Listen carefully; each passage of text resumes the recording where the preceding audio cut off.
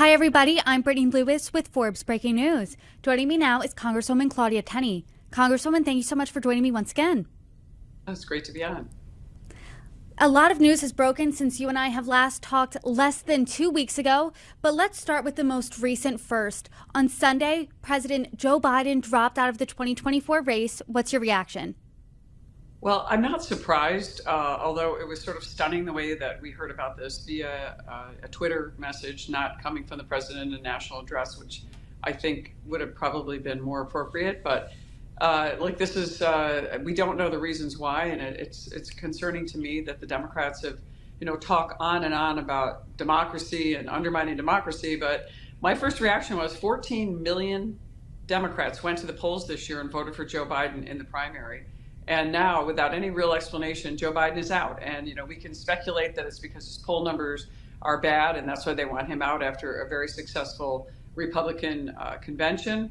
Or, and by the way, the other real key thing is his donor money was drying up, which is probably one of the more compelling reasons. And secondly, maybe it's his cognitive situation, but he's not stepping down yet, although that could happen since this has been one crazy whirlwind of an election cycle. We went from a very poor debate performance from President Biden to the assassination attempt of President Trump to this shocking news now. So I just think it's incredible that they're forcing him out, and we don't really have a clear reason why. What do you make of the argument from many Republicans that if he steps down from the race, he should then immediately resign from the presidency? Well, I have called for him to resign from the presidency long ago. Once Robert Hur put out his report that said that Joe Biden was guilty of crimes, basically, but he was worried about putting him in front of a jury because he was forgetful. And, this has raised a huge controversy over whether or not, the tapes can actually be released so people can hear the pauses and the actual live version of Joe Biden, not the edited transcript that's written down.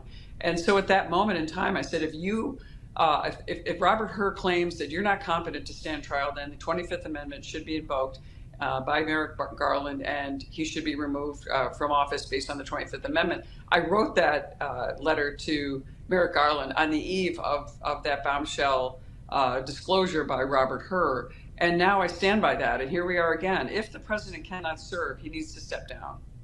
If it's some kind of mental reason. And by the way, how do you measure this? Well, it's because he's low in poll numbers. Well, that totally undermines democracy because you're undermining the will of the voters who chose someone regardless of his poll numbers. Or is it that he is not capable of doing the job? These are questions that don't reconcile each other based on what they're trying to do.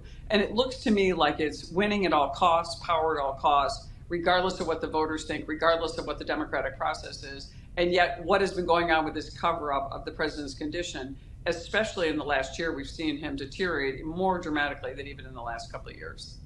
Senator J.D. Vance also said, I believe it was last night, that if President Biden needs to step down, he shouldn't serve. Democrats should invoke the 25th Amendment. I know you called on the 25th Amendment to be invoked before. Do you think it should be invoked now?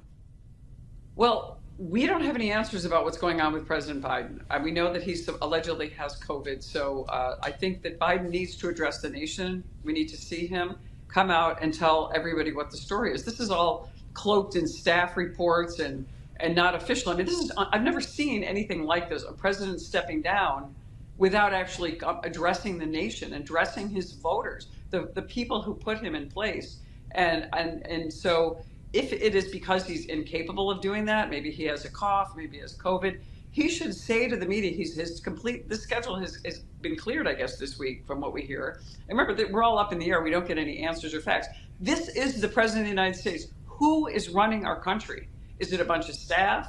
Who is it? And I think this is why people are so outraged, the cover up, the fact that Joe Biden is sick somewhere and we don't have any idea of why he's getting out, what his condition is. And I think that's why people are understandably upset. And I'm hearing that from both sides. I've heard some of my Democratic friends are concerned and want answers as well.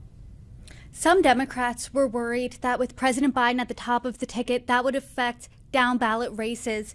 Now he is not at the top of the ticket. So how is the New York delegation feeling with a replacement of President Biden come November? Well, I can't speak for the rest of the delegation, but I can tell you what I'm thinking is that the Democrats have terrible policies. The policies aren't going to change under Kamala Harris. She is equally as flawed in terms of her policies. Yes, she is younger, but she also is not great on the campaign trail. So she may have to run a very similar campaign to what President Biden ran in 2020, that type of basement campaign. She's got a lot of negative policies out. She was named the border star. We have the worst border in our nation's history. And that's, her solitary field. That's what she's been charged with as the border czar, and it's a disgrace. And she's been to the border once while we have this, this raging border problems, crime, murder, rape, all these things happening across the country, particularly in New York. And she also was the person who, we're talking about crime. She was, actually helping with bail money to get, these perpetrators who, in the summer of love, were violent. And then she said she was doubled down. She doubled down on a media interview and said they're not going to stop. They're going to continue to be violent. They're going to continue to cause tens of millions of dollars in damage to federal property in courthouses all across America, from Seattle to Portland, to Kenosha, Wisconsin. This is the legacy of Kamala Harris. So I'm concerned that the Democrats may try to remove her as well. Now, a lot of them have said they have supported her, but the delegates in the Democratic Party do not vote until August 19th. It is very notable that President Obama has not endorsed her yet. Others have. But it'll be interesting to see what we do with the delegate process. And will the Democrats, again, undermine the democratic process? The elites will force a candidate on the people that are Democrat Party members, and that's who you're going to end up with. And I just think the whole thing is just incredible. And as someone from New York, I'm very concerned about her serving as our president, especially with the problems at the border, and most of my district being by the northern border. I start north of the St. Lawrence Seaway and all the way around Lake Ontario to Niagara, the Niagara border, the county of Niagara border with Canada. And we have a 440% increase from people coming across our border. 85% of the people coming across the northern border, 85% of the people that are on the terror watch list come across the northern border. We have dangerous laws in place because of one-party rule in Albany. Our state government is just in disarray and disgraceful, and it's harming the people of New York and the people I represent.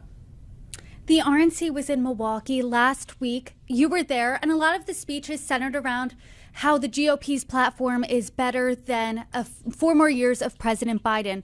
Now that there won't be 4 more years of President Biden, is the Republican Party's platform changing, or are you saying, no, the message is still the same? No, I think the platform it has not really changed. It's very similar to the platform of Reagan. It talks about peace through strength.